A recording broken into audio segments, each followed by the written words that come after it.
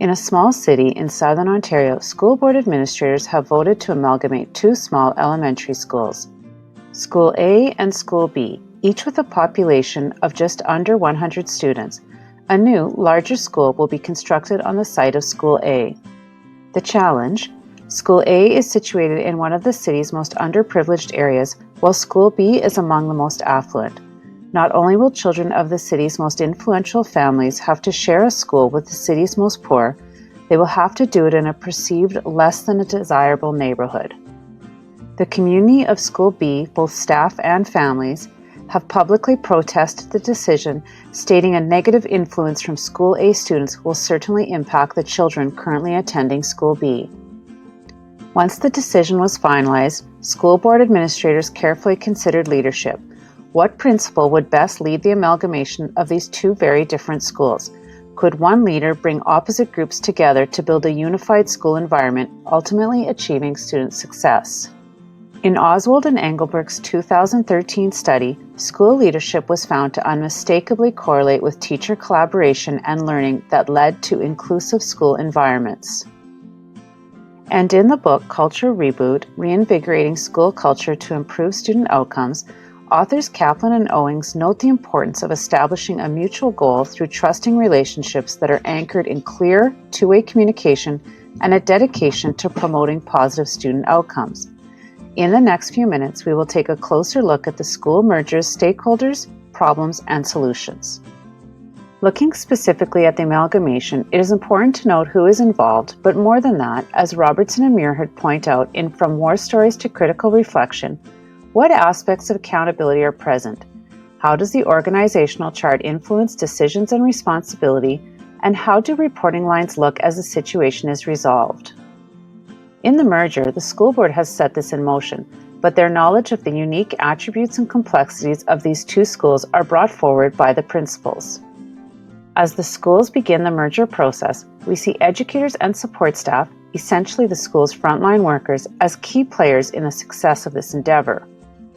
Finally, two key groups to consider are, of course, the students and parents.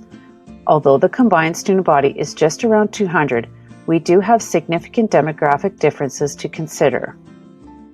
The biases, perspectives, and goals of and for all groups must be considered as this merger unfolds. With students from School A transitioning to School B, the school board appoints Principal J.D. as leader of the new combined school. To begin, he considers potential amalgamation problems and solutions while keeping the end vision, or co-vision, if you will, at the forefront of his work.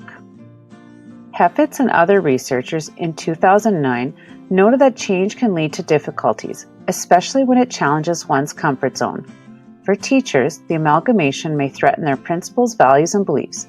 They might experience reluctance to share space and resources, or have fears of elimination of administrative positions, marginalization of local values, or even have an added sense of hostility from the merging staff counterpart. Students and teachers might be reluctant to adapt to the different physical and social environment. They may stay within pre-existing groups or branch out and attempt interactions with new peer groups. Schools, as complex social institutions, must consider the expectations of the local community while also introducing new ideas and practices that challenge the status quo. The acculturation theory recognizes that individuals and groups possess cultural identities and that increased proximity with other groups prompts an adjustment that can be challenging for both the people and the organization. Principal J.D. will want to consider the added stress of this, which can include resistance and interorganizational conflict. Also, the merger will double student and staff numbers, in first the shared space and eventually the new building. The financial logistics must be carefully managed as resources and programs established by the original schools will be valued commodities in the merger. Downsizing, cuts, or reductions will certainly be noted and evaluated by all stakeholder groups. In looking at solutions, we begin with school leadership, where Principal J.D., with strengths in fostering positive relationships with staff, students, and parents, will lead the amalgamation.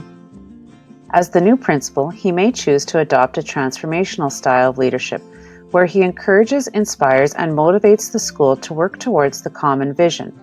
He might offer time, resources, training, and mentorship to his staff. It will be necessary to engage in clear, transparent, honest communication. The leader will address concerns, listen to anticipated problems, and honor, through listening, the opinions that are shared. Employing emotional intelligence, care, and moral agency will help individuals navigate emotional experiences that resist or fear the changes. Finally, Principal J.D. may identify and engage school leaders, both formal and informal, in using Michael Fullan's framework for leaders who want to implement change. These 6 principles can guide the work of the leadership team, especially in the first few years. Should you not be familiar with these 6 secrets, they are: love your people, connect peers with purpose, learning is the work, capacity building, transparency rules, and systems learn. In a few minutes, we'll take a deeper look at how Fullan's 6 secrets might influence decisions during the merger process. The amalgamation of 2 schools is a very complex and intricate process which places demand on leadership in unique ways. Being that this amalgamation has transpired, we will quickly recap some of the approaches J.D. did employ in the merger. He demonstrated transformational leadership in the sense that he developed a clear vision for student success, created a culture that was productive, but all the while remained responsive to the previous histories of both schools and conscientiously gathered and utilized input from all stakeholders. His instructional leadership focused upon the notion of student success, and he worked to develop a team that kept this in their sights as they transitioned into the new school.